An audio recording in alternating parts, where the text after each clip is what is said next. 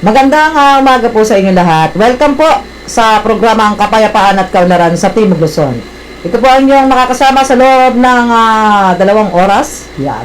Pero hindi naabutin tayo, mga 1.5 mahigit na oras na. At syempre, ngayong araw na ito ay Huwebes po tayo, Martes, 18 sa araw ng, wala ba tayong background kahit kanti lang? 18 sa buwan ng Agosto. At sabi nga ay patagal ng patagal, tayo'y lalong nananabik sa anong mangyayari sa atin sa loob ng ilang buwan na natitira dahil nga dito kay COVID. Pero sabi nga, ang Panginoon Diyos ay nandyan at anumang mangyari ay lagi tayong kasama ng Panginoon dahil mag-anim na buwan na. Pero sabi nga, alive and kicking pa rin tayo at andito pa rin tayo sa impapawid ng sinusubaybayan ninyong Idol Pinoy Southern Luzon. At syempre, click po lang ninyo ang sa Timog Luzon. At antabayanan po ninyo yung aking pakikipagpanayam sa ating panauhin na alam naman natin na ngayon ay sila yung busy. Ayan, busy sila ngayon dahil sila ay katulong ng ating mga regular force siyempre sa pakikibaka dyan sa COVID-19 na ito. Nagsimula pa ng Marso, kaya hanggang ngayon ay dire-diretso pa rin yung kanilang pagtulong sa ating mga kababayan. Siyempre, ito po ang inyong lingkod, si Idol Flor. At may makakasama tayo ngayon, napakaganda pala ni Ma'am. Yan. Ito po yung sabi nga ay, pero bago bago kakilala si Ma'am, ay meron muna tayong nakuhang informasyon, nag-alarm, yung NDRMC. Yung kanina pala, alas 8:30 ng umaga ay nagkaroon ng 6.5 magnitude lindol sa Kataingan na Masbate. Ayan, antabayanan po natin yan. Sana ay wala man lang na walang anong buhay man na nadisgrasya dito. At nang sa ganun po ay isa pa ito sa magpapahirap sa ating mga kababayan. Kung magkakaroon ng casualty dito, syempre COVID-19 ngayon. Kaya ipag-pray po natin na walang nangyari. At kung saan man ito tumama, ay doon na sa walang naman na tao na masabi nga ay maapektuhan ito dahil sabay-sabay na. May lindol na, may bagyo pang papasok. Pag nagkasama-sama, yari ka naman kay COVID-19. Kaya napakahirap ng buhay natin nun. Pray na po tayo. At syempre, yung disiplina pa rin po ang kailangan yung health protocol natin. Maligo. Kasi pag minsan nakahugas kamay lang Maligo, maghugas kamay, magsabon, mag-alcohol, mag-face mask, mag-face shield. Pero yung face shield, hindi naman ina-advise na lagi mo yan dalahin. Doon lang sa pagsasakay ka, maglalakad ka sa maraming tao. Pero pag sa bahay ninyo, huwag ka na mag-face shield. Pwede rin pala. Pag nagluluto ka, para di ka na matalsikan ng lakis. Ayan, pinapatawa ko lang ko kayo. At yun ang mapisa doon sa mga laging nakatutok sa Facebook. Kung ano-ano yung mga nalalaman natin. Ngayon pong umagang ito, swerte natin at napanood ka ng ating mga taga-subaybay at maririnig mo nila ang nanggaling po sa malayong lugar. Diyan lang sa bahagi ng Los Baños. Yan. Galing na ako dati dyan Yan. Hindi pa tayo civilian. Nagpanday tayo sa Los Baños. Alam na yung pinapanday. Maraming experience tayo dyan sa Los Baños Ayan, at napakaganda ng Los Baños, pero sabi nga, sinalaula lang nung ilang nating mga kababayan na walang magawa na ginagawang recruitment ng mga CPP-NPA. Yan, galing dyan si Kabart. Basta, dyan ko sila nakilala lahat Okay, bigay ko na sa inyo aking panauhin ngayon. Siya po yung Battalion Commander ng 4th Authored Red Reserve Infantry Battalion. Ang napakaganda po talaga. First name nito, ma'am, Lieutenant Colonel Arceo. First name, ma'am? Janet po. Yeah, ganda ng pangalan. Ma'am Janet, Lieutenant Colonel Arceo. Magandang umaga po, ma'am. Magandang umaga po, ka-idol. Magandang umaga po sa ating mga tagapakinig at sa mga nanonood sa atin po sa Facebook Live. Magandang umaga po. Kaya lang, dapat kita na rin sana yung mukha niyo para... Permission po ba magtanggal? Pwede naman. Para ako naman naka-face shield naman ako. Para naman nakita ng ating mga taga-subaybay na napakaganda. Sabi ni Idol Flor, maganda pero hindi nila nakita. Yan nga kami minsan Pero nakakapandaya yung face mask na yan. Opo nga. Kasi, kaya nga Idol Flor, mas gusto ko siya suot-suot madalas. Sabi ma'am, kahit di na kayo magsuot ng face mask, ay lumilitaw ang sabi nga ay angking kagandahan. Marami po sa Ayan, kasi yung ako kahit mag-face mask kailangan talagang sabi nga, mag-face mask ka muna. Nako, hindi po.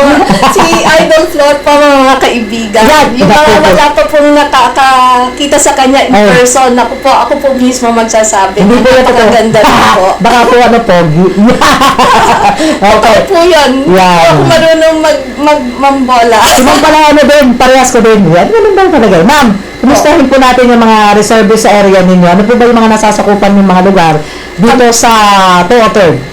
Ang 403 403. ang 403 Red Reserve Battalion po ay sumasakop sa buong probinsya po ng Laguna. Laguna lang po. Laguna lang po. Ayan, Opo. yan. So, nung pong nakaraan, nagsimula po ang aming deployment dun pa lang sa pagsabog po ng Taal. Kami po ay umagapay sa mga taga Batangas, sa 401st, dahil po medyo malawak din ang kanilang area, no? Pagkatapos po nun, ay ito naman pong COVID. So, ang aming pong deployment, ang umabot po ng mga 157 na reservists po na miyembro ng aming batalyon ay umabot po ng 120 days po ng deployment. Ayan. Until nagkaroon po ng order na pull out na muna po ang ating mga... Ayan, sa Mike Mama, makikibalita po, paano po ba naka-adjust ang reservists natin sa new normal ngayon? Yan. Alam mo, Idol Flor, Mahirapan po ba ma'am yung mga reservists natin? alam mo, Idol Flor, ang ating mga reservists, ano yan mga sundalo din yan Kaya magiling mag-adjust kung ano man ang kinakailangan ng panahon at kinakailangan ng sirkumstansya, no? So, sa simula, syempre, palagi lang pinapaalalahanan natin yung mga PPEs nila. Pag magre-report for duty sa ating mga control points at saka sa mga duty stations or kung sasama sa mga information drive kasama ang ating IATF LGU partners, kasi joint operations ang ginagawa natin, Idol Flor. Palagi lang pong pinapalahanan ang kanilang mga PPEs, ang kanilang mga face mask, ang kanilang mga gloves, at ang mga social distancing. So, hindi lang po tayo ang nagpapaalala sa ating mga civilian na mga tao na nakikilala, kahit yung mga sarili natin, pinapaalahanan natin. Kasi po, di ba, Idol Flor, ang sa aking pong palagay, at ito po ay aming pong pinag-uusapan rin kahit sa GHQ, sa AFP Leadership Development Center. Ating pong sinasabi na ang mga reservists should be model citizens, di ba po? Kasi mataas po ang pagtingin sa atin ng ating mga civilian na publiko dahil nagsusuot din po tayo ng uniforme kagaya po ng ating mga kasamahan sa regular force. So, importante po na we become model citizens. So, ganun po. We make sure na kung ano po yung sinasabi natin sa ating publiko at sa mamamayan, yun rin po ang ating ginagawa. Ayan, ilan po ba yung mga tao nyo na-deploy nung kasagsagan ng SPCQ? At syempre, alam natin talagang napakahirap ng may positibo po sa kanila. Wala po, sa awa po ng Diyos, salamat po sa Diyos. Kahit isa po ay wala pong nagpositibo sa ating mga tropa. Naniniwala na ako na sinabi ko nun doon sa isang media na reservist nandiyan sa Chao. Immortal talaga ang reservist. Sabi nga, siguro kumakain kayo ng sardinas, kaya Alam niyo po, Ka-Flor, at sa ating po mga tagapakinig at tagapanood, no? Yun po mga reservists po talaga, sinasabi natin mga hybrid sila, ano po? Hybrid, kasi we wear two hats di ba? Meron tayong dimension na isang civilian sa ating civilian na pamumuhay, pero sa totoo lang, tayo rin po ay kalahati ay sundalo. Pag tayo po mga reservists ay nakasuot na po nitong uniforme natin, wala na po, sundalo na po ang pag-iisip, ang puso, at ang ating mga gawain at ang ating mga aksyon ay ginagovern na or ginaguide na ng ating mga kaalaman, ng ating mga trainings, ang ating pagpaprograma sa ating mga sarili throughout our reservist careers na ang ating po mga kilos ay parang mga sundalo.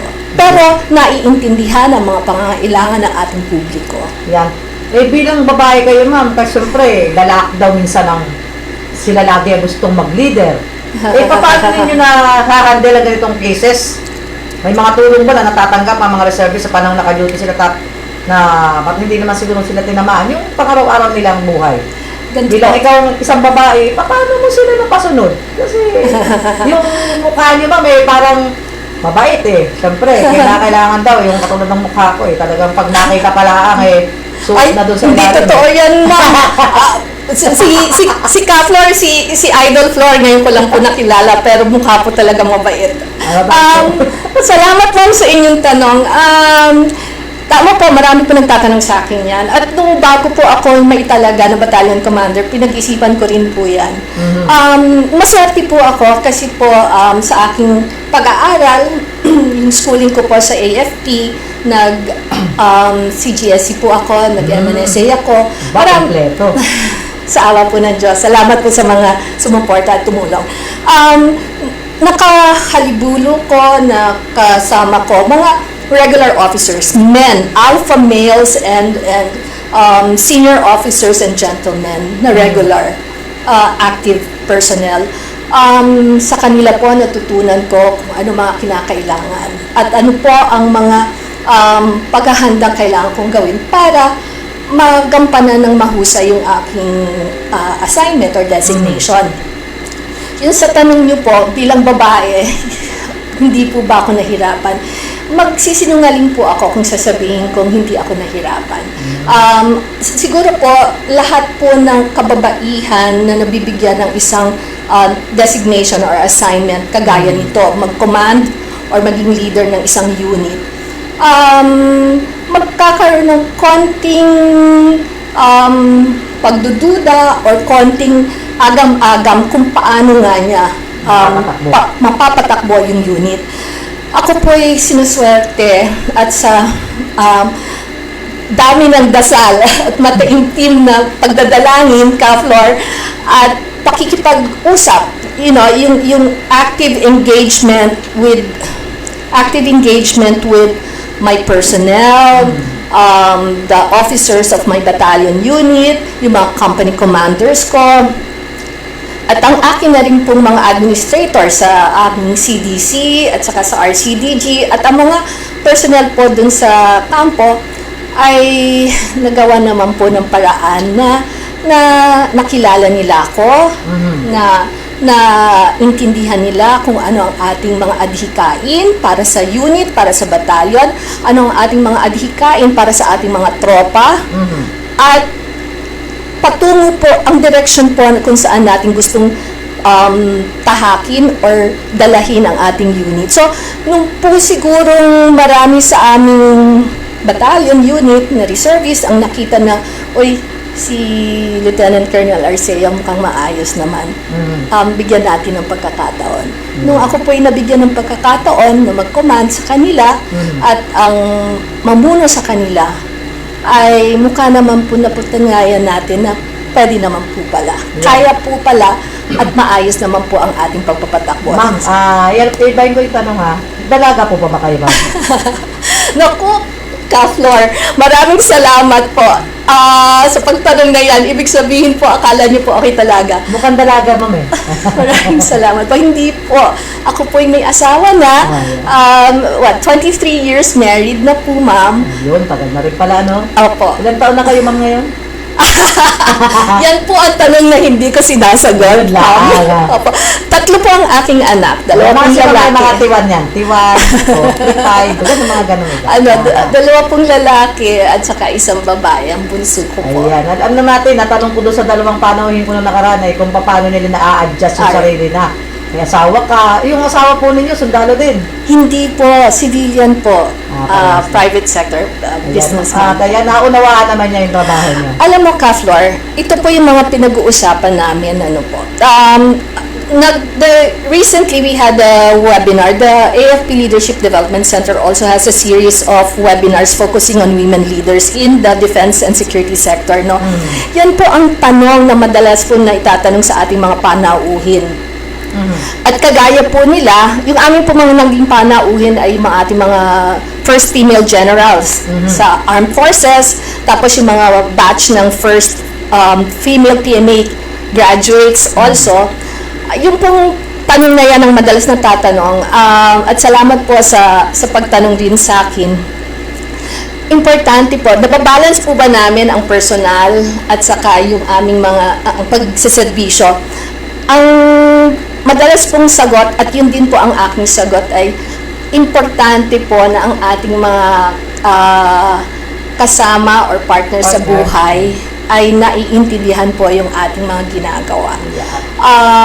Importante po na suportado po tayo ng ating mga asawa, partners sa ating ginagawa at naiintindihan bakit natin ginagawa ito. At ang importante rin po yung open na komunikasyon po dun sa mag-asawa at mag-partner at sa mga anak po natin. Dapat ipaintindi sa kanila yan. Opo. So, maswerte po ako. Of course, palagi ko yan sinasabi, for as long as, pag sila na po ang naghingi ng oras ko, ay kinakailangan. Opo. Pag ngayon, naman, medyo alanganin, talagang hindi ko mahihindihan yung isang commitment natin, Papaunawa na lang sa kanila. Pinapaunawa po. Yun po yung pinaka-importante po sigurong lesson na na natutunan natin in our service, ma'am. At yun din po ang ine-echo ng ating mga senior female officers po na nauna na sa atin. Ayan, talaga sabi nga, sa una pa lang, ay lalo na yung mga nabago nagsundalo, sa una, syempre, maluwag kasi dalaga pa. Ito na yung problema, nagkaanak na. Hindi naman pwedeng iwan lagi yung anak, habilin, pero pagdating ng panahon, hindi nakilala si nanay at si tatay. Alam mo po, Idol Flor, maswerte po tayo ngayon, maswerte yung mga kabataan natin na kababaihan na nasa serbisyo kasi there's technology now that really helps us.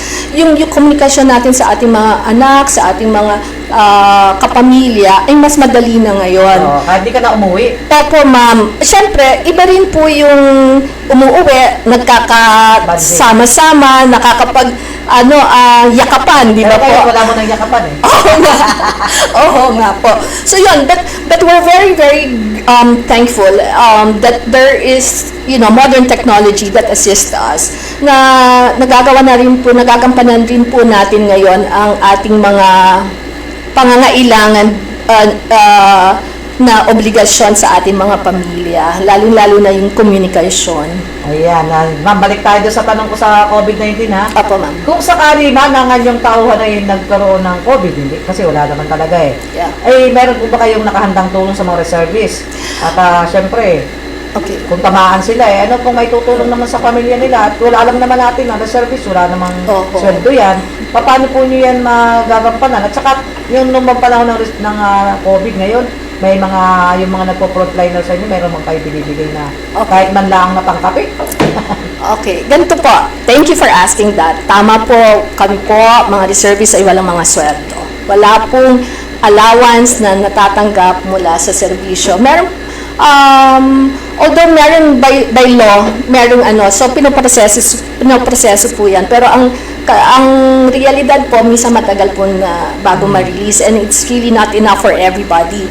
Tayo po ay maswerte. Meron po tayong protocol na itinalaga in terms of our service, yung deployment natin during the COVID, ang sabi po sa higher headquarters, sa RSCOM, kailangan po pag nag-request po ang ating mga LGUs, ang ating mga mayors, or ang governors, or kung sino man from the LGU, kailangan po magkaintindihan at merong agreement na may mga certain requirements na sila po ang magpo-provide. Okay po.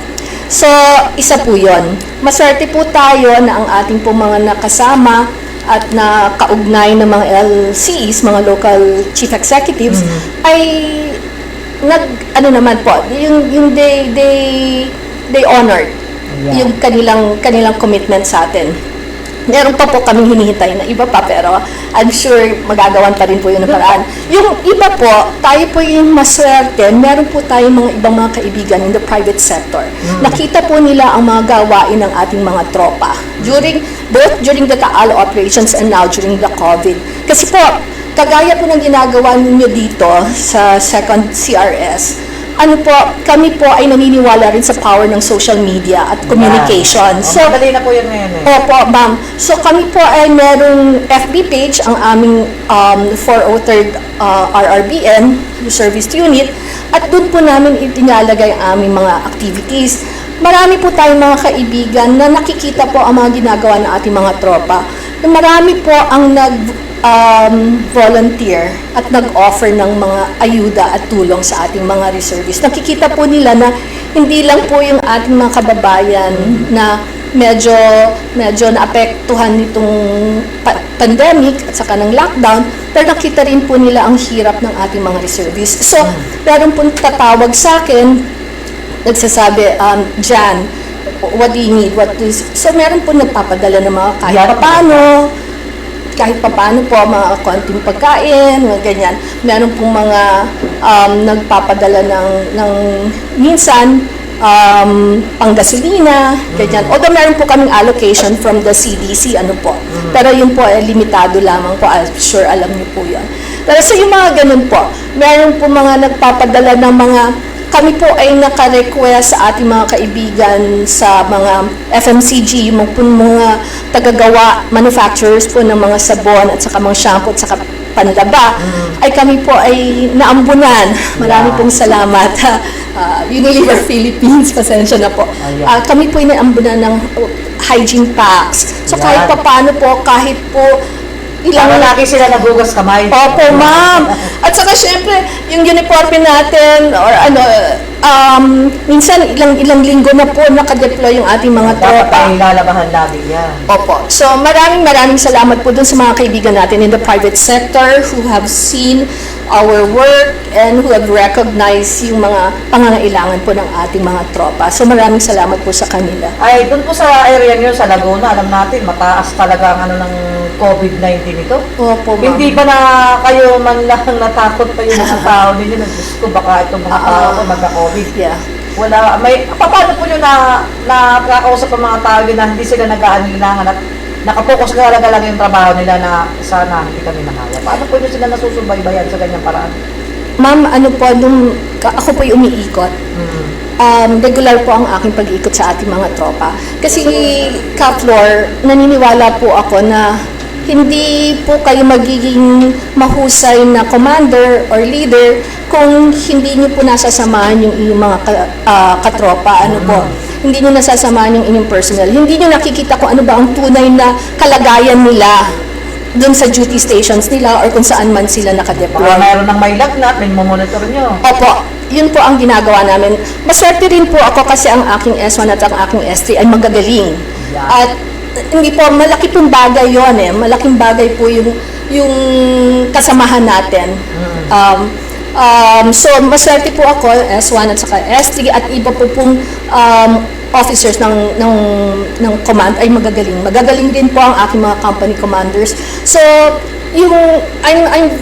my monitoring of everybody, of my troops is very regular. In fact, minsan tingin ko nga po, nasusuya na sila sa akin. Bakit lagi po kayo namamasyal sa kanila? Palagi namamasyal po ako at palagi po ako nag-text at nag-message. Magaling rin po, very regular po, kaya importante rin po sa ating documentation at saka sa ating reporting, yung SITREPs po, ang pagpasa ng mga situation reports from our team leaders. Ganun din po, maganda din po ang ugnayan namin ng aking counterpart sa regular unit sa First Infantry Battalion kay Lieutenant Colonel Jokton po, si Sir Jess. So, nakakatuwa po. So, yung pag-uugnayan po ng ating reservists at saka ng regular force during the deployment is very, very strong, very synergistic, at saka po maganda. Kaya natutuwa po ako na maganda rin po naging eksperyensya ng ating mga reservists. Malaking bagay po yan para sa aming mga reservists na maganda yung ugnayan at pakikipag how do you call that? Yung joint operations at integrated Kasama pa niya doon operations. yung Task Force of 9. Opo. Kasi yung batalyon. Yes, sir. Yes, ma'am. Si Lieutenant Colonel Fernandez rin, sila Captain Oriña. Yan, ang Task Force of 9, ang 2 CMO Battalion, magaling din po. Maganda rin po ang ating pakikipag-ugnayan sa kanila. Maganda rin po ang partnership natin sa kanila. So, by virtue of that, may mga activities po ang 2 CMO Battalion, Task Force of 9, at kasi po hindi po tayo na-deploy kung wala po tayong regular force. Parang there's a shadowing arrangement, no? Actually, it's not a shadowing, it's really integrated operations or joint operations. That's a concept. So, kung meron po kaming deployment, hindi po kami makaka-deploy hanggat wala po ang regular force. Kaya, natutuwa po ako para sa Laguna, para po sa 403rd, wala po kaming naging problema sa aming pakikipag-ugnayan sa ating counterpart regular force. Both sa 2nd CMO Battalion at saka Task Force of 9 at saka po sa 1st Infantry Battalion po. Ma'am, meron po bang mga reservists doon ng mga local government sa inyo, sa Laguna? Meron din po. Meron po na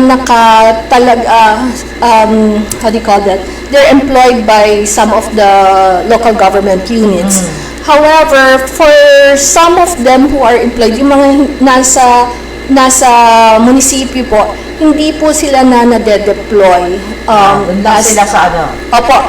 Kasi ang aming pong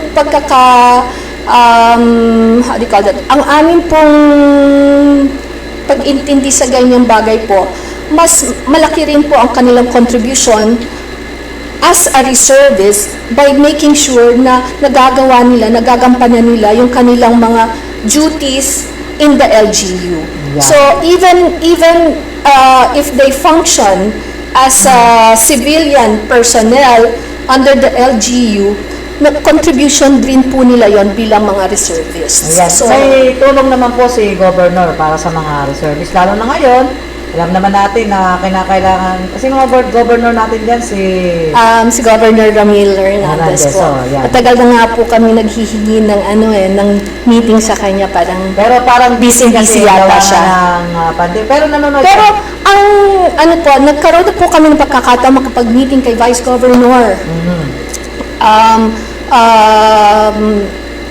Karen, okay. So, maswerte po, meron din po siyang suporta sa amin na in-endorse na po niya kay Governor yung aming pong request para sa isang headquarters sa Santa Cruz para po sa aming Charlie Company. Yeah. So, yan naman si Governor, alam natin yun ay tutulong sa atin at malaki din naman yung lalo na sa probinsya LCAC, yung tumutulong sa kanila. yes. So, ma'am, mamaya magbabalik po tayo sa ilang saglit lang at medyo muna tayo, refresh muna yung inyong para naman na pagbalik natin ay okay na okay yun. Babalik po tayo sa ilang saglit lang.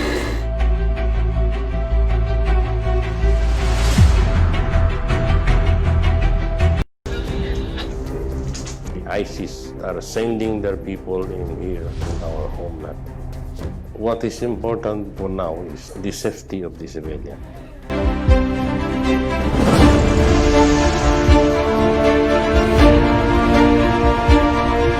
Pinugutan na ng Abu Sayyaf ang dinukot nilang kapitan ng barangay sa Zamboanga del Norte.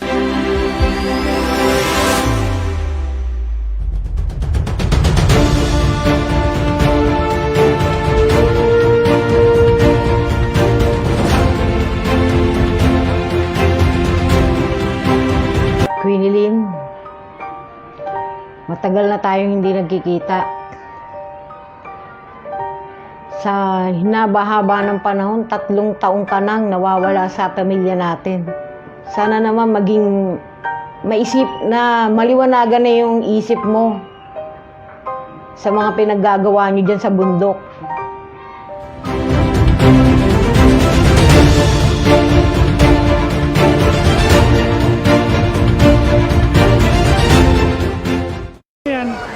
Gitu kaya pamambiran sa Marawi. Na miya tayo na kami rin kasungwi. Dakan malakat. Ya, kung kami natin na sunurun. Ano man yung gagawa niya? Pero sa ata niya, tayo nabid niya dulo.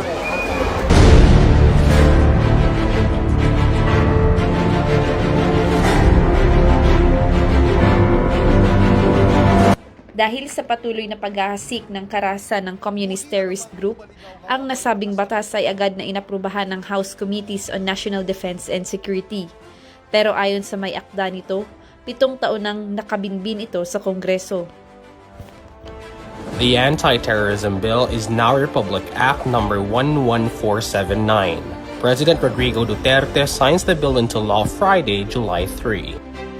Sa ilalim ng House Bill 6875, mas maliwanag ang pakahulugan at mga elemento ng krimen ng terorismo. Sakop din ang terorismo sa labas ng bansa. Pero protektado naman ito ang lehitimong paggamit sa kalayaang mamahayag at magtipon-tipon. Ayon sa Section 5 ng panukala, ang sinumang magbanta na magsasagawa ng mga gawaing nakapaloob sa pinalawak na kahulugan ng terorismo ay maaaring maparusahan ng 12 taong pagkakakulong.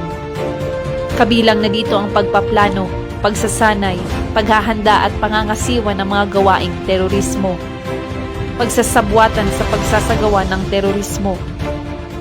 Nakasaad din dito na ang sinumang magpanukala o magbigay ng sehestyon na magsagawa ng terorismo ay mapaparusahan ng 12 taong pagkakakulong.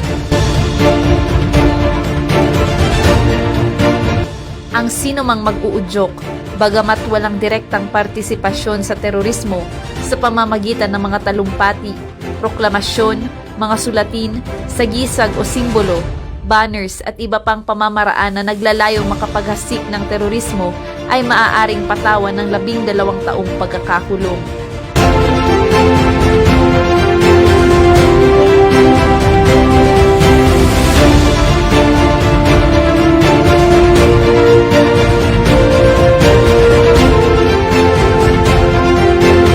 Ang sinumang manghihikayat na lumahok, umanib, magsagawa o sumuporta sa terorismo ay maaaring mabilanggo ng panghabang buhay na walang pag-asang mabigyan ng parol.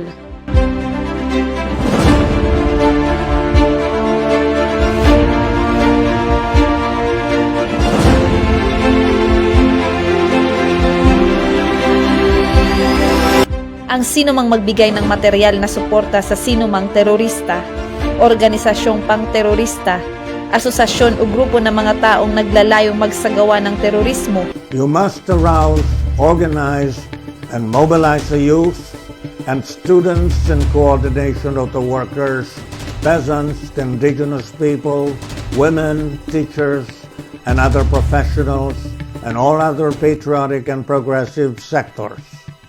Ay kailangang managot sa lahat ng mga gawaing terorismo.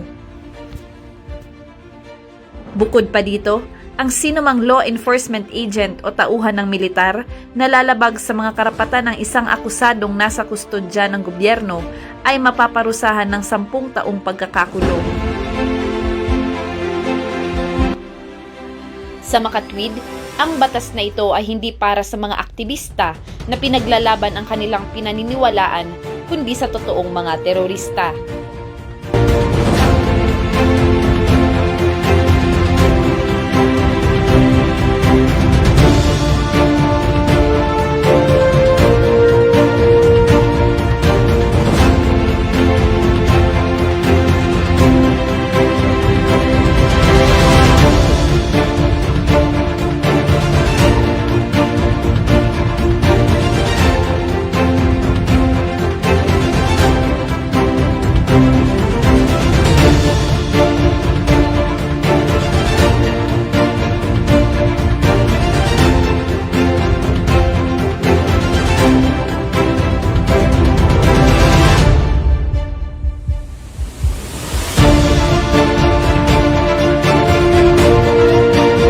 Samantala, ang naturang mga gawain ay hindi maituturing na terorismo kung walang layunin na kumitil ng buhay, makapanakit o magpahamak sa buhay ng isang tao o lumikha ng seryosong panganib sa publiko.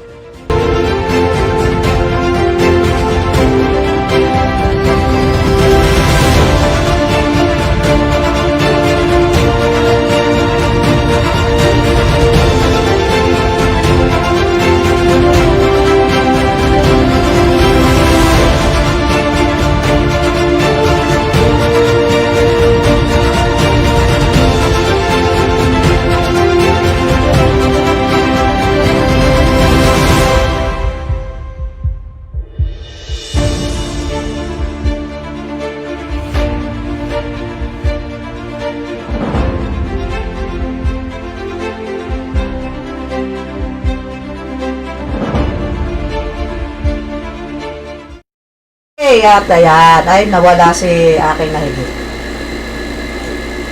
Okay, nagbabalik tayo sa aking programa ang Kapayapaan Kaunlaran sa Timog Luzon. Siyempre, nakaantabay pa rin po kayo dito sa Idol Pinoy Southern Luzon. At siyempre, click mo lang nyo ang sa Timog Luzon at mapapanood nyo kami. Kami po ay mga memaya pa kami.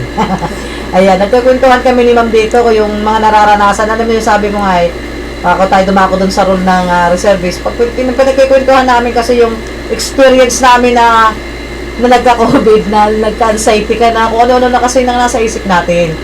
Ma'am, yung ano mga, kagaya ng sinabi ko sa inyo kanina, ito rin po yung prinsipyo at saka policy na binigay natin sa ating mga tropa, ma'am, sa 403rd. Ang importante po, i-boost natin yung immunity natin, tapos palagi po namin pinapaalala, kahit po yung mga hindi naka-deploy, na mag-exercise, yung PFT, regular PFT. Kahit sa bahay na pwede. Kahit sa bahay po.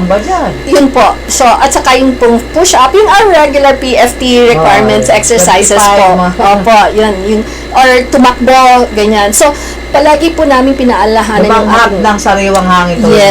Yes. So, ang sabi po ni Commander ng Higher Headquarters, di ba po, ni Com General Bondok, sabi niya, preserve our troops. Yan din po ang sabi ni former CSAF at saka ni CGPA, preserve our troops. So, kahit po nag-deploy yung iba sa amin, we make sure na protektado sila, safe sila. Kahit po yung mga hindi na-deploy, palagi po na pinapaalahanan na yung boost their immunity at saka mag-exercise palagi. Kasi yun lang po talaga ang ating pwedeng panlaban. Dati ba sa buong buhay ko, hindi ako nainom ng vitamin. Ayaw ko talaga. Pero ngayon, talagang pag naubos na, bumibili uli ako. Ma'am, talagang pareho po tayo. Parang naano yung lalamunan ko pag ako'y nainom nun. Opo. Nabalik yung vitamins. Opo. Pero ngayon, alam nila, yung aking lalamunan na kusa ng nanganga. kasi idol floor, nung araw, sabi ko, I can get that from natural sources. So, vegetables, fruits, diba, ganun po. Hindi po ako naniniwala sa masyadong mga synthetic, pero, nagamot. Pero, nito po talaga, ako po ay isang nangunguna sa making sure na nag-hoard. Hindi naman po, loko lang po yung nag-hoard. Pero, making sure na talaga nag-boost po. Binili ko nga, isang kahon na Opo. Kasi pang 100 days. Opo, ma'am. Tapos kasama ko pa yung mga anak sa umiinom. Ganun din. Tapos yung dati nakakalimutan ko uminom ng metformin at saka ng losartan. Ngayon kahit masakit-sakit yung tiyan ko, umiinom ako. Kasi kailangan, baka biglang yung COVID sa sakit mo. Yes, ma'am. May comorbidity. Kaya sabi ko, huwag kang lalapit sa akin kasi magagalit din ako. Ganun din po. Ka-Flor, ang sinasabi ko po, lalong-lalo na yung kaigtingan nitong COVID, no? Hanggang ngayon, lalo na ngayon, ma'am, sinasabi ko palagi, it's not you, I'm not worried about you, pero ako, I'm worried about me, ako baka makahawa. Kasi hindi ko po alam, baka carrier na tayo, asymptomatic tayo. Isipin natin. Opo. So, parehas. Opo. So, ang pinoprotekta, ang gusto ko palagi sinasabi, tayo po, ang protektahan natin, yung mga kapwa natin, isipin natin na baka tayo naman ang may dala, malagyan. Hindi mo naman mararamdaman na ikaw ay meron kasi nga asymptomatic ka. Yung pala, bakit nagkaroon na ka doon? Ikaw lang pumunta rito?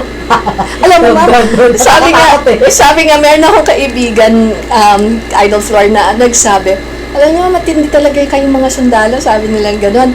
I'm sure kahit meron na kayo, hindi niyo malalaman kasi you're really physically fit. Dito na talaga natin mararamdaman. Totoo naman po yun. Pero malaking bagay po na maging physically fit tayong lahat po. Yun po palagi natin pinapaalala rin sa ating mga reservists.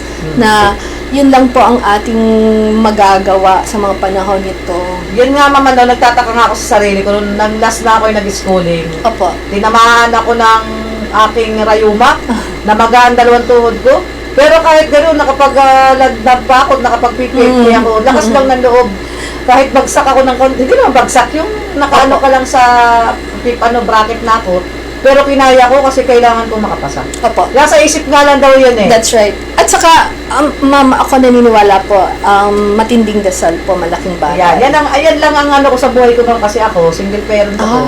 Simula nung hanggang ngayon, Diyos lang yung aking pinagsasandigan. Bagamat tayo nagkakasala, pero sabi nga, lalo na ngayong COVID, ay parang mas napalapit sa akin ang pagbabasa ng Bible, Yun yung gawain natin ngayon. Opo. Dati noon, layas ako, ma'am. Pagka, ganito, ibawa, tapos na yung trabaho namin ng Friday, may week, merong Sabado, Linggo na. Yes, pwede. ma'am. Nawala na ako dito. Andun ako sa kung saan. Pero ngayon, ni pa ako, hindi makalabas. Ano nga daw po ang sabi po nila, itong pandemya na to ay nag-iba ang ating mga buhay at ang nag-iba, ating ma'am. mundo. Pati yung pagkain, dati gusto mo yung mga bawal ngayon. Yeah. Dati noon, ang iniinom mo lagi malamig. Ngayon, nasanay naman ako sa maligam-gam. Tama po. Kasi Tama po. sabi ng mga anak ko, pinatay ko na lang yung rep. Kasi matutokso na uminom mo ng malamig. Yun po rin ang sinasabi ko sa amin sa bahay. Ano po? So, pag bumili ka ng bagay na alam mo naman hindi maayos, di ba? You know, it's not healthy. You're just, if you buy it, matatempt ka lang na kainin. So, wag na lang matempt. So, yan. tama po yung pagpatay ng ref, hindi ko po naisip yun, ma'am. Pag mayroon ka lang, di ba, may mga gulay, prutas na kailangan ilagay sa rep. Yeah. Saka ko lang, kanina pinatay ko kasi tubig lang ang laman. Oo. Ay, di sabi ko, matutokso lang itong mga ito na may mga pagbati. Good morning, ma'am. Colonel Arsayo, sa Dr. po, ma'am. Yan, may bumasar niyan, tamandana. Good morning po sa inyo. Magandang umaga po, ma'am. Marami na bati sa inyo. Magandang umaga po sa inyo. Salamat po sa panonood at Ma'am, dako na po pagsubaybay. tayo ngayon sa biyama mo na yung si COVID. Opo. Tayo, kailangan nating labanan talaga yan sa sarili natin. Agree. Sabi nga, hindi yan kaya ng baril. Kahit barilin mo yan. Sabi nga po natin, lalo na nung simula po, tayo ay susuong sa isang gyera na hindi natin nakikita yung kalaban, hindi natin nakikita yung bala na papunta sa atin. So, nasa tabi na natin. yes ma'am, mas matindi po, ito ang pinakamatinding gyera Pero na mo, ating sa sinuong. damit pa lang natin kailangan kumapit siya sa sapatos, sa hat ng bagay. Kaya, That's right. pagka minsan, umiiyak na lang ako sa Panginoon. Opo. Paano pa tayo makakapag-normal Talaga na buhay pong yan? dasal na lang Pero po sabi talaga. nga, At kapag pag-iingat. nanatahimik ka sa Diyos, abay, biglang na yung utak mo Yes. Ay, nasanay na tayo sa ganyan mo, I pero agree, dapat ma'am. ay mag-ingat pa rin. Opo. Kaya, ano natin, ma'am, yung ano ba ang rule na reservice natin sa Laguna? Ano yung mga ginagawa nyo bukod ngayon sa COVID? Okay. Kasi syempre, bago nag-COVID, Right. may mga pagtulong tayo dun sa bayan, sa probinsya ng Laguna. Yes, ma'am. Kagaya ng sinabi ko kanina, bago po nag-COVID, kami po ay tumulong dun sa Taal eruption operations po kasi nagkaroon po ng mga displaced people from the Batangas area na napunta po sa amin sa Laguna. Kami po ay tumulong doon. On a regular basis po, ang aming pong unit ay tumutulong po sa mga iba't ibang mga activities na nire-request po sa atin ng tulong or suporta ng mga LGUs, ng iba't ibang mga LGUs. Doon po sa nakaraan, kami po ay napasama sa iba't ibang fiesta sa mga iba't ibang bayan ng Laguna. Kami po ay nag-provide ng additional security and crowd control. Sinuportahan po natin ang mga local PNPs natin. Kasama rin po tayo po sa mga environmental activities nila, kagaya po ng mga tree planting, sa iba't ibang bayan po na nagre-request po sa atin. So, yun po ang mga ginagawa natin. Kagaya rin po sa education sector, tayo rin po ay malaking kabahagi at katuwang ng mga ating mga public schools, lalo pa tuwing nagkakaroon tayo ng brigada eskwela. Yan, lalo na ngayon, ano ma'am? Opo, ma'am. Opo. At ganun din po sa mga iba't iba pong activities. Halimbawa po, may mga special occasions po. National holidays, for example, mga Heroes Day po, araw ng kagitingan, araw ng mga bayani, mga ganito. May mga special programs po ang ating mga LGUs kung saan pinapahalagahan po tayo ang mga tao, ang ating mga personnel in uniform at saka ang ating mga reservists. At ganun din po, tayo po ay umaayuda or sumusuporta sa kanilang programa by being there, by providing also security and crowd control. Yan, ma'am, dun sa Laguna, ilang ang taon po yung sabi nga ay natauhan nyo ng reservists? Meron bang 74 na? O 73? Wala na pa lang? Ma'am, ang Pinakamatanda sa inyo, reservists? Ang pinakamatanda po sa amin ay meron po kaming may 70 po. Ba, malakas pa. Alam mo po, Kafler, ito yung nakakatuwa po, ma'am. Yung po mga reservists natin ng mga ganung edad, mga 60-something, ganyan. Ano po, minsan po kasi mga retired na rin po yung mga yan, ano? Mga retired na sundalo. Opo. mas sila po yung masigasig, maaasahan at reliable po. Minsan lang po, syempre, meron po mga guidance ang ating mga higher headquarters. Lalo ngayon, bawal sila lumabas. Tama po. Hindi Tama sila po. makalabas. So, palagi po tayo nagpapaalala. Naghahanap po tayo ng ibang mga bagay or gawain na ma-engage sila, ma-involve sila para iniisip nila, nararamdaman nila na kasama pa rin sila sa May ano sa po ba kayo programa dyan? natin. May mga plano sa kanila kung ano yung mga... Kasi ngayon, ano ba ang ginagawa nila? Lalo na yung mga senior citizen. Paano sila makatutulong sa reservice kung nakangangalang sila doon? Ano po yung mga Hindi po. proyekto nila sa Ang kanila? ginawa po natin, ma'am, yung mga those who are not deployed, sinabihan po natin sila. Number one, nagawa po tayo ng isang pool ng mga liaison officers na sila po ang in charge at inassign na makipag-ugnayan sa mga DRRMO. Yan. Ng ating mga disaster response officers ng ating mga LGUs. So, meron po tayong isang grupo. Sa bawat bayan po, bawat kumpanya, meron po naka-assign. Yan po ang Yan. liaison Yun ang naging officer trabaho natin. nila. Opo, isa po yun. Number 2 po, very strong din po ang instructions at ako rin po bilang commander ay isa din po sumusuporta dun sa direction na yon. Powerful po kasi ang information. Sa mga panahon ng kagaya nito, nitong pandemya at saka panahon ng crisis, right information is very, very important sa ating walang mga fake kababayan. Opo, ma'am.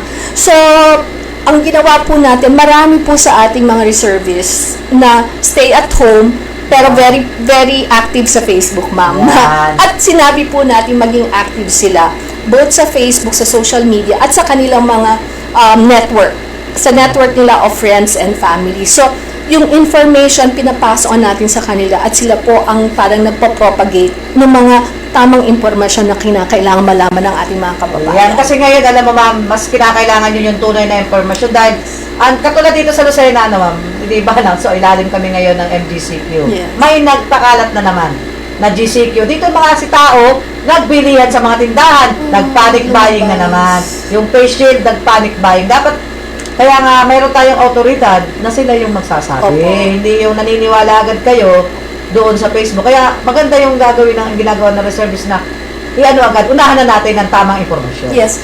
Ang sa amin pong palagay kasi, Ma'am Flor, malaki po ang ating kredibilidad bilang mga reservists, bilang mga tao na nagsusuot ng uniforme. Malaking bagay po yung uniforme. Kaya sana po hindi natin sisirain yung ating pribilehiyo po natin yung magsuot nitong uniformeng to So sana po hindi natin masisira yung privilege na yon.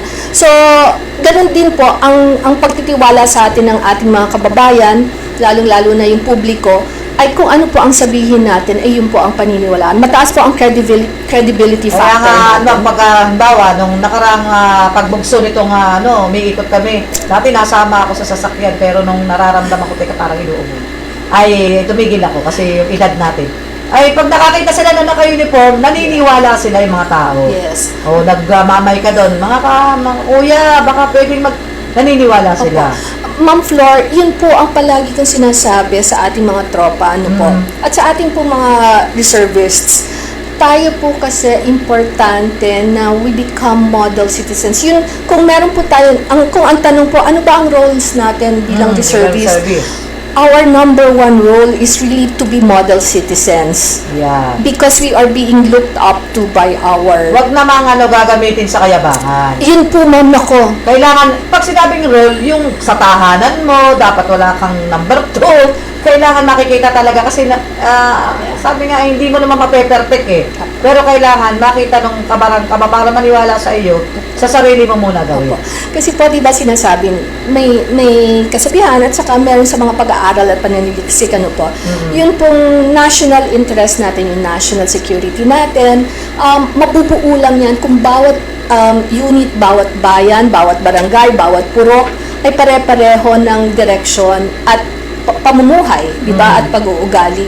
So tayo po bilang reservists, ang ating pong sphere of influence ay yung ating mga kapuro, yung ating, yan. unang-unang ating kapamilya. Ano po, ang ating, tapos yung ating pong mga kapitbahay, ang ating kapurukan, ang ating mga barangay, ang ating mga kababayan sa ating mga munisipyo, municipalities at saka towns, and then so forth. So, tayo po mismo, sa atin po nagsisimula sana po tayo ang maging instrumento para po yung adhi-akain ng ating national government ay maipalaganap sa sa grassroots level ng ating bayan. So, yun po bilang reservist ang malaki nating contribution para sa ating bayan. So, palagi po natin sinasabi, nag-reservice ako dahil gusto kong makapagserbisyo sa ating bayan. Gusto kong makatulong sa ating mga mamamayan. Kung ganun po, importante po na isabuhay po natin ang tama po ang ating pagsasabuhay. Yan, meron man kaming na-correct dyan kasi may kapitbahay ako reservist din. Ginagamit niya yung pagiging reservist niya sa ibang pamamaraan habang nagwagwardya sila dun sa meron kaming gwardyahan dun. Medyo maangas. Yeah. Siyempre, yung mga tao, tataas ang kilay. Nag-service ka lang, gumanyan ka na. Yeah. Dapat hindi ganun ang attitude ng mga tao sa paligid mo. Dapat sabihin, mula nang nag-reservice ito, tumino. Di ba? Correct, Ma'am Dapat. Flor. Ma'am Flor, yun po ang palagi natin pinapaalala sa ating mga kasamahan na reservists, nakakahiya po sa ating mga regular active personnel na counterparts na mas maangas pa tayo sa kanila, number 1. Number 2, pagpusuot natin ang uniforme at gumawa po tayo ng taliwas, Sinira mo na yung organisasyon. Sinisira po natin yung organisasyon. Like I keep saying, yung pong ating mga regular personnel, buong buhay po nila ang dinedicate nila at ibinuhos nila sa serbisyo. Yung pong pagsusuot ng uniforme, buong buhay po nila yon na inilaan para makapagsuot ng uniforme yun. Pag tayo po bilang mga reservists, nakapagsuot ng uniforme to, alagaan po natin at irespeto po natin yung uniforme dahil ito po, pag nasira po tayo at nakitaan tayo ng publiko ng maling gawain at naka-uniforme tayo o alam nila na reservice tayo, number 1, sinisira natin po yung pinaghirapan ng ating mga regular counterparts. Number 2, hindi na po tayo paniniwalaan. Sayang po yung yes, yung lahat ng effort through the years. Ngayon po, ang taas-taas po ng credibility factor ng AFP. Ang taas-taas po ng respeto at public acceptance para sa military sector ng ating bayan.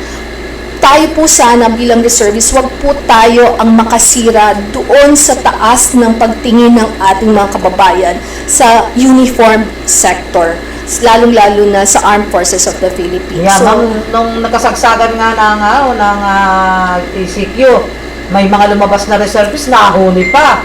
Kaya dapat yung mga ganyan, hindi na yan dapat binibigyan ng pagkakataon na maging reservist sila. Ako naniniwala po ako sa sinasabi niyo, Ka-Flor, ma'am. Yun din po ang polisiya ngayon ni Com Arescom, ni General Bondok. Ano yan? Masigasig yan. Ma'am, kailangan mamaalala at ipaalala natin sa ating mga reservists. Kasi palagi nilang sinasabi, volunteer naman ako. Pag po kayo nag-sign up bilang reservist, you volunteered yourself to serve as a reservist personnel of the AFP. Yun po ang huli na stage ng inyong pagiging volunteer. Ano po? Pag po kayo ay na-commission or na-enlist na at kayo po ay nabigyan na ng pagkakataon na officially and formally makapagsuot ng uniforme, kayo po ay sanctioned na ng mga policy ng AFP. Yan po ang tandaan natin. Kilala niyo po si Judge Tamarayo. Ay ano po siya ngayon, rest in peace po siya. Ito po yung masigasig dito reservice dito sa nabasa ko dito, talagang galing to po kay Mr. Arnold Avila. Nakikiramay po tayo sa pamilya. Nakikiramay po kami sa inyo pamilya. Nakikita ko lang ito nung nakaraan dyan, tsaka nagbe-lectures ito sa amin. Opo. Nakilabutan tuloy ako. 64 years old na si Sir. Batang-bata pa. Nakikiramay po kami sa inyong pamilya. Talagang sa pamilya ni Judge Tamaray, nakikiramay po ang buong Southern Luzon Command at syempre ang reservist kasi reservist itong si Sir Tamaral. Yes, ma'am. So, Yeah. yun lang po sana ang maalala ng ating mga kapwa reservists palagi. Hindi po tayo nagsusuot ng uniforme at hindi po natin ipinabalanda ang ating mga ranggo para po sa ating mga selfish interests. So, ma'am, yun nga, kapitbahay namin, ang kapatid ko, 2 reservist, ako yung regular. Pero hindi nila nakita na ako yung nag-uniform doon na maangas. Kasi lagi ako nakasibilya pag uuwi. Tsaka kung may uniform ako, kung kailan lang kailangan na may gawain doon. Itong kapitbahay namin, ay reservist na nga. Siya pa yung mas maangas pa sa akin. Pero Marami ako kasi tahimik lang na tao. Pagka kailangan ng kasayahan, nandun ako. Pero pagka trabaho, hindi mo talaga ako mapapatawa. Ma'am Flor, marami pong Sinabi ganun ko eh. Siguro po, hindi naman sa pag-ano, no, matagal na panahon. Parang natuwa lang siguro sila. Hindi ma'am, meron po talaga mga ganun. Okay Pero na talaga yung siguro pagkakaroon po, matagal na panahon na hindi napapaalalahanan. Ayun, oo at nga po. na Parang na sandaling nakalimot yung namumuno, napabayaan sila. Meron nga dyan, ma'am, dati no, mabuti nagbago na ngayon. Opo. Pupunta ng SM, nakasukbit si Baril. Ayan. Nakatiklop yung uniform dati noon. Pinunayan ng mga regular. Opo. Ay, nalaman ng ano. Kaya mula noon, wala ka nang makikita. Tuwing Sabado, Linggo lang sila dapat nag-uniform. Yeah. Or if they have authorization. Oo, yan, Okay. kailangan. So, yung letter order po ay importante. Ngayon po, Ma'am Flor, very strict po kami sa lahat ng reservists. Marami pong medyo umangal nung simula. Pero ngayon, habang tumatagal, naiintindihan na nila at sila'y nadidisiplina na po. Parehas reservist ng Air Force, Navy, ngayon sila talagang sumunod dun sa sinasabi ng batas. First of all, if you do not have authorization, you do not have the letter order, you are not authorized to wear the uniform or to go undergo or conduct any operations, whatever that is. Okay, so yun po ang Kailangan tandaan po natin. pagkasama ka sa operation na isa, medical mission, kailangan alam yan ng grupo nyo. Kailangan po alam ng inyong unit, kailangan po alam po ng inyong CDC, at merong authorization po, may letter order. Pag po, marami po kami nitong mga unang panahon nitong pandemya, marami po kami nakita ng mga reservists, naka-uniform, ganyan. Pag po tinatanong, kasi authorized naman po, nasan po ang LO nyo, ang letter order nyo, wala po makakita. Yata makakita. yung dating nagtanungan kasi nga, karamihan din dito, siguro gusto rin lang nilang makatulong. Totoo. Punta lang kayo siguro dyan sa Red Reserve. Ma'am, ano naman marami po talagang gustong tumulong at hindi po natin inaalis sa ating mga reservists na makatulong po. Kasi after all, this is what we signed up for. Di ba po? Kaya tayo nag-reservice dahil gusto po natin makapag-servisyo sa ating komunidad, sa ating mga kababayan. Pero po meron po tayong mga protocols na sinasabi, meron po tayong mga polisiya, at meron po tayong mga patakaran na kailangan sundin po. Hindi po maaayos yung ating organisasyon kung hindi po tayo susunod sa mga patakaran na yon. So, very strict na po ngayon ang AFP in terms of the deployment and all the conduct of activities of all the Hindi reservists. ka pwedeng magsarili. Baka mamaya may mangyari sa'yo. Sino sasambot sa'yo? Yes, ma'am. Sabihin ng group anong commander mo. Yes. Hindi naman kita alam na lumabas. Yun po. Kaya Yun dapat, po.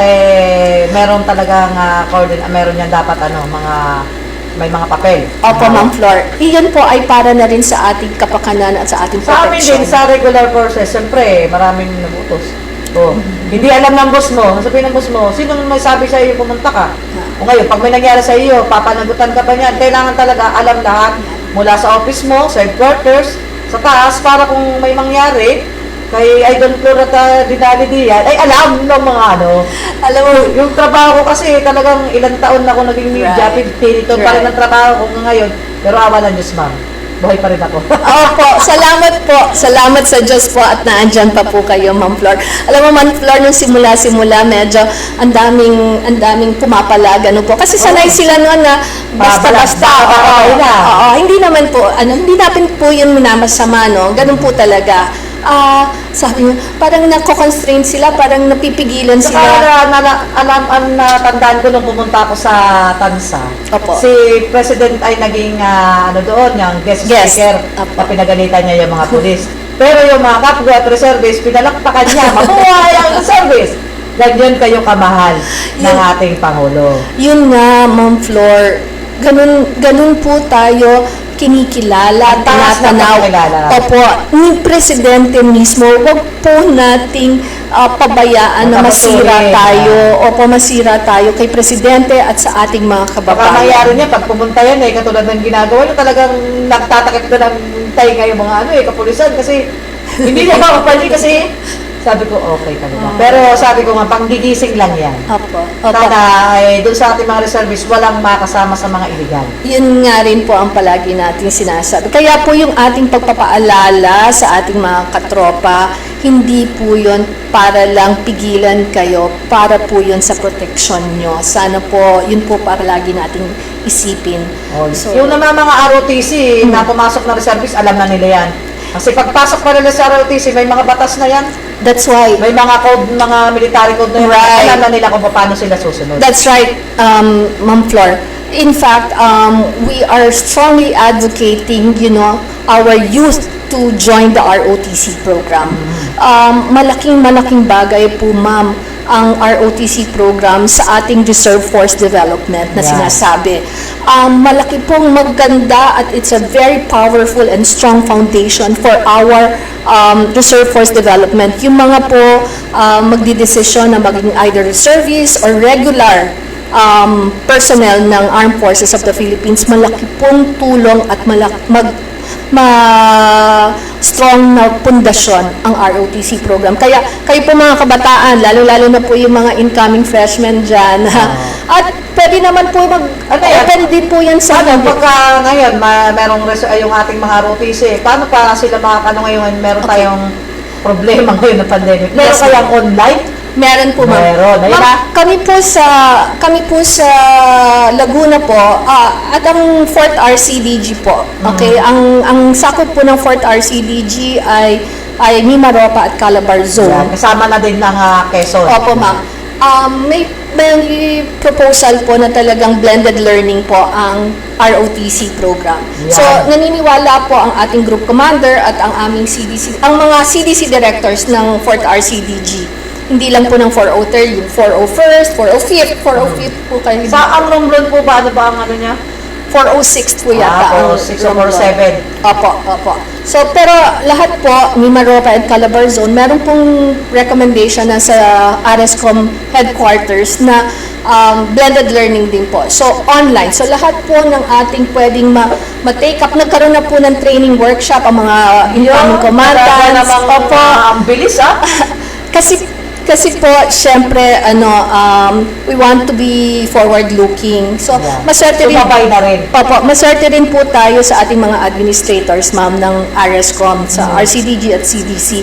Kasi, ma'am, hindi natin pwedeng mapigilan, hindi pwedeng maiwan ang ROTC program. Lalong-lalo na, ma'am, sa mga panahon na ito, na kailangan natin yung tamang pag-train at pag-program sa ating mga kabataan. Tsaka ma'am, para hindi tayo makaluwa ng mga nasa kabila, para yung recruitment ay maiwasan. Yun po. Ma'am, tama po. Salamat po na na-bring up niyo yan. Nakakasakit po ng loob at nakakaiyak na ang dami natin nababalitaan ngayon ng mga kabataan na medyo nasawi. Either na-recruit, tapos nasawi, nasaktan sa pakikipaglaban. Sana po, sana kung tama po yung pinaglalaban. Naman Yes. So, ladies and gentlemen, lalo po sa ating mga kabataan, ma'am, sana po maisip nila at mapagtanto nila ng maayos kung yung sinasamahan nila at sinasalihan nila ay tamang organisasyon para sa kanila. Kung ang sinasabi sa kanila ay tama talaga at hindi lang sila minimislead at hindi lang sila niloloko at ginagamit.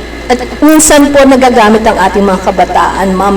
So, ma'am, kasi marami na talaga na ngayon may ilan na namatay na naman na kabataan. yes.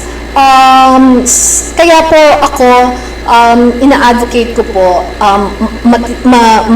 I strongly require or request, I strongly encourage our young people to join the ROTC program. Hindi naman daw naman masama na magsalita sila. Activism kasi hindi ang terrorism. Right, Sabihin exactly. niyo yung mga nalalaman niyo, huwag na lang kayo magpaparecruit. Yes, ma'am. Yes, ma'am. Pag nararamdaman ninyo na napunta sa school ninyo itong mga nagsasalita na ito, limi-limihin din yung mga sinasabi. Ngayon kung sinasabi nila na ganito at iba na, huwag na kayo sumama. Alam mo, Ma'am Flor, di ba? Tama kayo, ma'am. Buti na lang sinabi niyo uli at gusto natin i-clarify yon. Remember, activism is not terrorism. Malaki ang pagkakaiba nun. Wala pong pinagbabawalan na magsalita at Yeah. maglabas ng mga hinaing. Kung meron naman pong pundasyon or merong pinanggagalingan yung mga hinaing Pero kung ngayon. pagka nilagay nila doon sa Facebook na iba na, ay Yeah. yun yung sabi, nagpapakita kayo ng paggagawa ng mga bala, ng mga Yeah. kung ano-ano, yan na yung terrorism. Tama po, tama po. Tapos, yun po, yung pong mga tatanim ng mga ibang isipan or pag-iisip or kaalaman sa inyong mga utak, sana po maging tayo, masinsin, maging critical thinkers. Yung mga kabataan natin, Ma'am Flor, kailangan ma-train natin to be critical thinkers para hindi sila malilinlang. Para kung ano man yung naririnig nila at nasasabi sa kanila, pag-iisipan nila ng matindi. Pag mananaliksik sila kung totoo nga yung mga sinasabi sa kanila para hindi po tayo nalilinglang ng ibang mga organisasyon, ng ibang mga tao na iba po ang pakay at tayo po'y baka magamit lang. Yan ma'am, malapit sa inyo ang UP Los Baños, Opo. UPLB. Alam natin, yan yung pandayan talaga eh. At andyan Galing po ako dyan po kasi ako lumaki. nung ako ay nagtatrabaho pa sa isang stand dyan sa Laguna. Yes, ma'am. Yun pala, ganun talaga ang trabaho mo, mahilig makialam sa mga, hindi dapat pakialaman. Right. May sinundan kasi ako doon, isang grupo.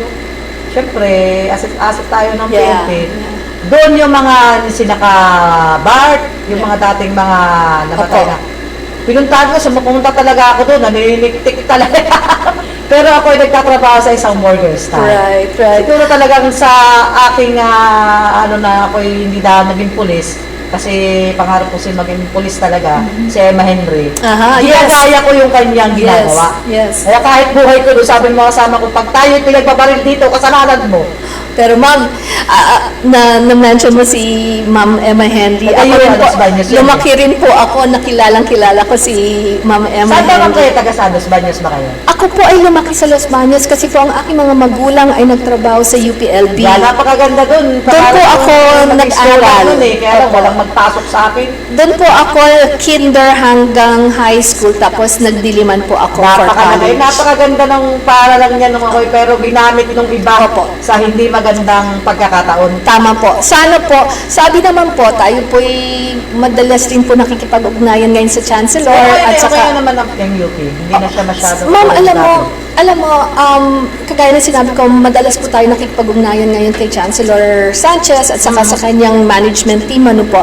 Ano naman po, mga mauunti na lang sila. Pero minsan po, Ma'am Flor, wag tayong papakasiguro. Yung minsan yung maunti yan, yun ang pinaka-maingay. Yun ang pinaka-nanggigigil. Sa kanilang mga, Opo. pag ikaw'y bumulsok doon at ikaw'y masalat doon ay papailalin na yan. Kaya, that's why, ma'am. Isama lang muna. Correct. Hindi tayo pwedeng kampante. Kasi po ang ating pong pinoprotektahan ay ating mga kabataan. Yun. Nung ako mamalik high school, kasi nga, salat sa kaalaman ng magulang Yeah. para makapag-scholar sa UP. Sabi ko noon, kasi panahon ni Ka Roger yun. Pag ako ang nag-aral sa UP, ako na magiging katulad ko, Roger.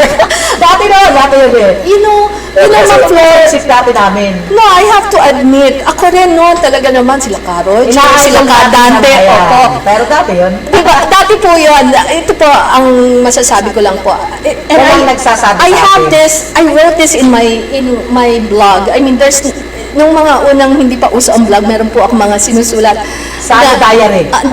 No, online na rin po. Online na rin, ma'am. Sinabi ko, nung na-realize ko po, nung ako po'y napunta sa UP Diliman, I was very excited about, wow, this is the seat, the heart of student activism, ano po. Yan talaga yung nasa isip natin. Excited ako. And then my mind was open. Nakita ko, mali pala, ma'am. Mali talaga. Opo. The best way for us as young people is to make sure that we finish our education, we graduate, we give our parents the honor, okay, and the respect for sending us, for giving us an education, at also galingan natin sa ating mga napiling mga karera at profesyon. Only then we will have the voice, actually. Kasi yung mga hindi naman pinapakinggan sa totoong buhay po, hindi po sila pinapakinggan. The power is in the pen, that is correct. But the power is when you sign policies, when you sign donations, contracts of donations, where you can help your communities and the country move forward and develop. Yun po ang totoong power na kakaroon kayo. Ang paghuhubog sa sarili bilang mga profesional at magkaroon ng pagkakataon na makapag-influence sa mga pulisiya ng bayan at pagkakataon na makapagbigay dahil kayo po ay sabihin natin ay naging maayos, successful, maayos ang inyong pamumuhay, ang inyong careers, etc., then you will be able to have the opportunity and the resources to give back. So always remember, build yourselves so that you have the chance to give back. Diba? Always pay it forward. Yun ang sinasabi, ma'am, diba? Pay back, give back to your country, but always pay it forward para yung iba namang mga nangangailangan ay magkaroon din ng pagkakataon. Buti nga dito sa Pilipinas, hindi katulad sa ibang bansa na kapag nag-edad ka ng 18 yata, ay ikaw ay maglilingkod na. Sa Amerika ba yan? Sa Korea, sa South Korea, sa Israel, sa Singapore. Opo. Ma'am, alam mo, yan po ang isa po talagang, gusto kong i-push rin. Meron na po yata si Senator Lacson na proposed bill on that one. Mabalik yung dati. Yung 2-year conscription, hindi lang po mandatory ROTC, ma'am, pero 2 years, talaga. yes, 2 years conscription. And ako personally, ma'am, ewan ko po kung mapapagalitan ako. Pero I'm personally in favor and I strongly advocate the 2-year conscription. In fact, meron po akong paper na ginagawa to that effect, no? Yun pong kasi, yung Para hindi maligaw yung mga kabataan na landas. Also, ma'am, doon nakita rin po natin yung mga kabataan ng South Korea, kabataan ng Singapore, Israel, talagang iba po yung kanilang pag-iisip. Iba po yung sense of service to the country, and that's what we need. Mahal naman nila yung bayan nila. Yes. In fact, ma'am, di ba, usong-uso ngayon ng K-drama. Ako rin po fan. Sa totoo na lang. Si Cardo lang daw pinapanood. Si Cardo? Tama po yun. Si Cardo, hindi pa rin namamatay, ma'am. Pero anyway, so my interest in the K-drama started from an academic perspective. But now, pinag-aaralan ko siya, at also maganda rin po panoorin, nakakatuwa, ang daming mga gwapo at magaganda. Pero it's very interesting that even the most popular K-drama and K-pop celebrities, talaga po kahit kasugsugan ng kanilang kasikatan, ma'am, wala yan. Iiwan nila yung kanilang kasikatan, ang show business, at magsusundalo sila. Ano yung regular? 2 years. Regular yun. 2 years po silang magseserbisyo. So, and then afterwards, ma'am, syempre, yung lahat ng pag-aralan nila, yung training nila, yung pagpaprograma sa kanila during the 2 years of service, syempre, dala-dala na nila yun sa kanilang civilian lives. And when you carry that with you in your civilian lives, everything that you do is already thinking of what is good for your kapwa-tao and for your country. Dapat ganun din dito sa Pilipinas. Ma'am Flor. Sana, kasi alam natin na sayang, kasi nasasayang yung buhay nasa pagpagdigma. Yes. Ang kalaban mo, kapwa Pilipino. Yun, ma'am. Salamat. Thank you for saying that. Tama po. Nakakaiyak po sa lahat po ng atin nakilala. Yung mga kasamahan natin, di ba, sa regular force. Mga kaibigan natin, marami rin na rin po tayo mga kaibigan at mga kaklase, no? Andun ngayon, kung saan-saang lugar ngayon, nakikipag-battle, no? Ang masakit po talaga, kapwa Pilipino natin, yung kalaban natin. And Ma'am Flor, ikaw rin, di ba, nasa field nag-operate ka rin. Nakakalungkot. Hindi naman po natin, yung mga sundalo po natin, hindi naman gusto makipagbarilan na makipaglaban. Kasi, syempre, alimbawa, pinutukan ka na dyan, hindi ka ba lalaban? Yes. Tayo naman kasi, hanggat maaari, kausapin natin sila, kaya nga may civil military operation tayo. Correct, ma'am. Para may ugnayan. Pero kung halimbawa katulad ng ginagawa ng iba dyan na kabataan pa naman yung Yes. nag-aambos. Yes. Anong laban ng isang katulad ko na matalikod nung tinira? Yes, ma'am. Kaya yung sinasabi po, yung mga sundalo natin, ang mga sundalo po natin, ang number one, ang nangunguna sa pag-ayaw sa mga gera. Our soldiers, our military men are peace builders. Yeah. I think, sa tingin ko po, yun ang kailangan palaging malaman ng ating mga publiko, ng ating mga kababayan sa civilian sector. We, the men and women in the uniform, are peace builders. Yeah. We really denounce war, but because it is our duty to uphold the sovereignty and the freedom of our country and to make sure that we protect and serve our communities and our mga kababayan. And that's the reason why we actually go to Kaya war. naman, pati artista ngayon, nagre-reservice na. Alam mo, ma'am, mabuti, ma'am, yun, maganda yun, kasi at least, kasi iniidolo sila ng ating mga kabataan sa kanang mga mamamayan natin na civilian, di ba? Magsusunod na rin sila, magre-reservice na rin. Makikita nila, at least that will raise the interest. Bakit itong si Mateo Botticelli, halimbawa? Hi, Matt. Bakit nag-reservice yung batang yun? At saka hindi lang basta-basta reservice, ha? Nagano pa, Scout Ranger na pa. Scout Ranger, Airborne. Nila. Opo. Si Winwin Marquez ngayon, nag-BBCMT daw. Yan. Diyan sa ano, sa Tansa o sa ano siya, ma'am? I think Air Force, ma'am. Airport. Okay. Iba-iba naman kasi may Navy, may Opo, Air ma'am. Force sila. Tapos, si... May Coast Guard din, meron din sila mga ano dito. Yes, meron din po. This singer, sorry, I forget his name, but there's also a singer, I forget his name. Yung ano, dapat magiging panauhin namin yun eh. Opo. Yung magaling mag-drive ng truck. Opo, in fairness, magaling yung ano niya, magaling din siyang kumanta.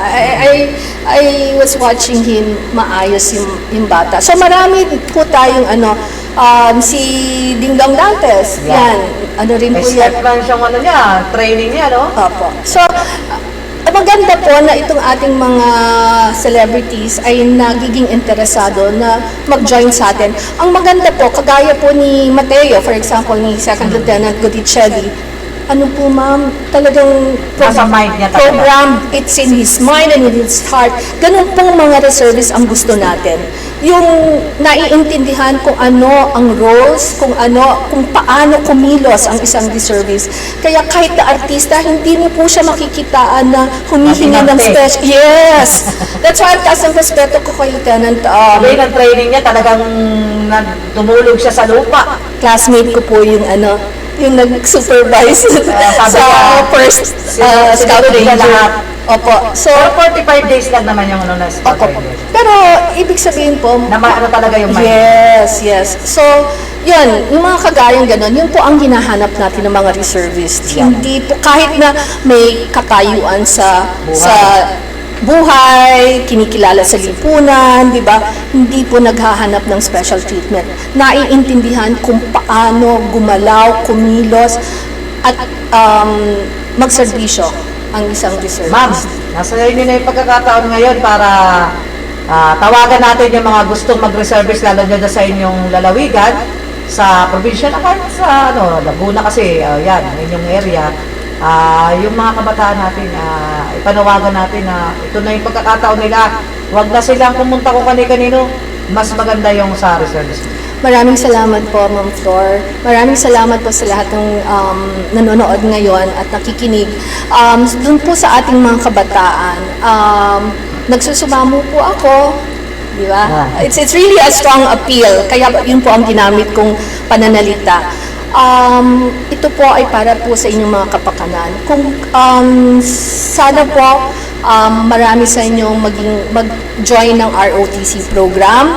Yung pong medyo iba na, medyo hindi na po qualified o mga graduates na, kung sa tingin niyo po, meron po kayo, gusto niyo po magserbisyo, matuto kung paano po maging contributor to nation building, sumama po kayo sa reserve force po. Maging reservist po kayo, mag-sign up po kayo as reservist. Pumunta lang po kayo sa pinakamalapit na community defense centers nyo or CDCs or group RCDGs or yung kampo po na malapit sa inyo ay puntahan nyo po. Meron din po tayong mga Facebook pages na pwede nyo pong puntahan at mag-message po kayo. Ay kayo po sasagutin at bibigyan po kayo ng instructions kung paano po kayo makakasali sa at maging reservist po. Again, sa ating mga kabataan, huwag po tayong magpalinlang, huwag po tayong magpaloko, huwag po tayong mapariwara. Ito po, isang pananalita po at pangungusap ng isang medyo may edad na at salamat ma'am at dinaanan na po ang inyong pinagdaanan, kaya po alam ko po ang aking sinasabi pag ako po ay nagsabi sa inyo na huwag po tayo magpalinlang. Sumama po kayo sa atin, tayo po ay sama-samang magtrabaho, gumawa at sikaping paibayuhin pa ang ating bayan. Sama-sama po tayo at magtulungan para mas gumanda po ang ating mga komunidad at ating mga bayan. So, best thing, join the reserve force po.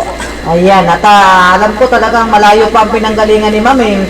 Nakaabot kami ng 1.5 kanina bago magtalakayan tayo. Pero sabi ko nga ay magkikita pa naman tayo Ma'am sa mga malay niyo. Pagkatapos na, kasi ako 3 times na ako nakagaling sa Los Baños nun sa mga affair. Pero ako ay matagal na nirahan dyan.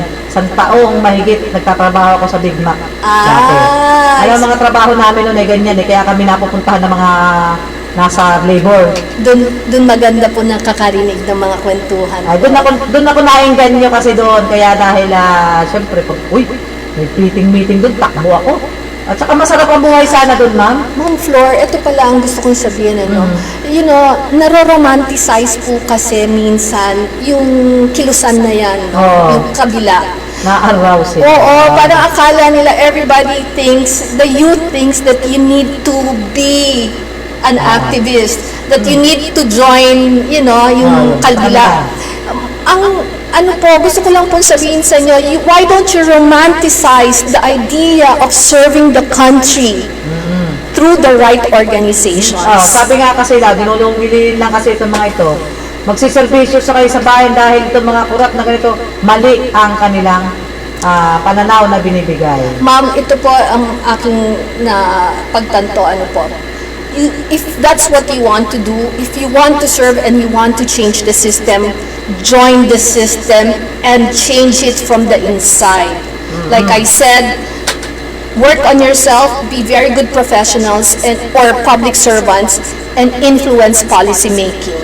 Yeah. Influence our policy makers, our executive branch also in terms of making sure that there's good governance. Yun po ang inyong power. Yan, napakagaling talaga ng panawin ko. Talaga kung nakikinig yung mga kabataan natin dyan, huwag niyong isulong yung maling yung inyong pananaw. Mag-aral kayo kasi yung magulang niyo halos na yung mga kamay, mababalitaan mo, patay na yung anak dahil nagpunta sa kabila sa MPA.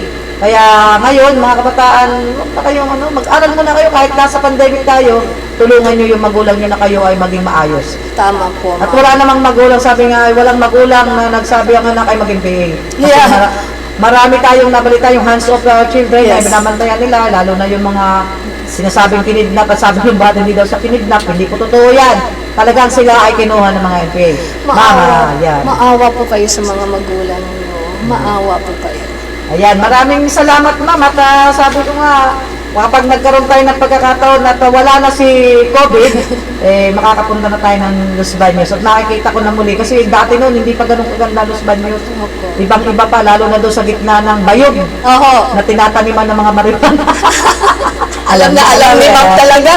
Alam na alam ni Ma'am. Ano daw operatives? Yes, yes. Kasi mga asset lang ako noon. Yes, ma'am. Napupuntahan ko yan, yung Mayundon. Yes. Alam ko ma'am, yung mga sayawan doon Opo. Mahilig sa kanta. Magaling talaga si Ma'am Flo. Alam ko makakasyalan ko doon sa forestry, Yes. doon sa UPLB na may nagdede.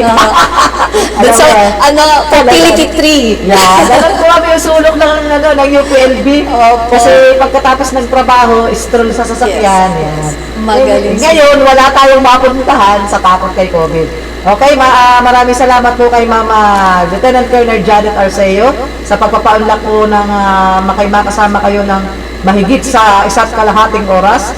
Siyempre po, ang 2nd CRG at ang PIO ng Southern Luzon Command at siyempre itong aming Idol Pinoy Southern Luzon ay nagpapasalamat po sa inyo. Ako po nagpapasalamat sa inyong pag-imbita dito. Kahit kailan po, pasabi lang po kayo. At kay Commander Colonel Anoyo, maraming salamat, sir. At sa inyong lahat dito sa 2nd CRS, maraming salamat dito po sa Idol Pinoy ng Southern Katagalugan, Southern Luzon, ma'am. Southern Luzon. Maraming Yan, salamat. ma'am, pagka sa Pasko, ma'am, ay wala na si COVID, ay mamamas po kami doon. Ay, well, Okay. welcome po. Kahit naman po hindi pa Pasko, magpasabi lang. Yan, magandang umaga rin kayo sa ating kay Lieutenant General na po, Major General Bondok. Major General Yan, po. matagal kong nakasama si Sir Bondok sa yes. 76 IB. Yan ang Yes. aking mga taga sa akin mga nag-alaga sa akin. Yes, ma'am. Sa ating po, Commander RSCOM, Major General Phil John Yan, Bondok, ang ganda ng sir. pangalan ni Sir Bill Jan Bondok. Opo. At saka sa ating pong RSCOM Chief of Staff, kay Colonel Ronald Alcudia, isa rin pong Oh, si haligin. Sir Alcudja, naging instructor. Opo. Lahat sila na yan. Natin, mentors po natin yan at mga kaibigan. At of course, sa amin po, sasabihin ko na po, ang amin pong sa 4th RCDG Group Commander po namin, si Colonel Romulo Satparam, sir. Good morning po. Yan, galing po yan dito. Opo, correct. Sabi nga po niya. At saka sa amin pong, of course, 403rd CDC Director, magandang umaga po sa inyong lahat. Sa ating po mga kasamahan sa 403rd Ready Reserve Battalion Kaagapay ng Laguna, magandang umaga po sa ating mga katropa. Maraming pong salamat sa inyong pagtitiwala, suporta at serbisyo po. Maraming salamat. Maraming salamat, ma'am. Talaga namang naging mabunga ang umagang ito dito sa programa pa rin Kapayapaan at Panaran sa Timog Luzon. Siyempre po, ito po inyong lingkod. Kasama ko pa rin po ang ating guest ngayon, si Lieutenant Colonel Janet Arceo, MNSA, Reservist Philippine Army. At magandang umaga po. Maraming salamat, ma'am.